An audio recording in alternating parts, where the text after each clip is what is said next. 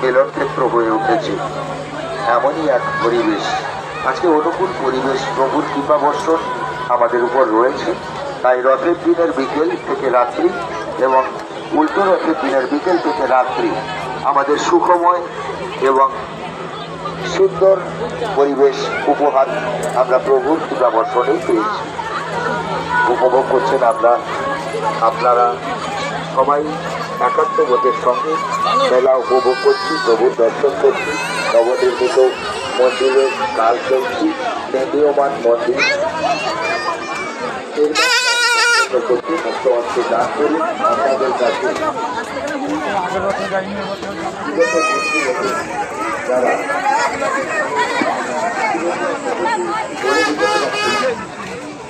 অনুষ্ঠানগুলো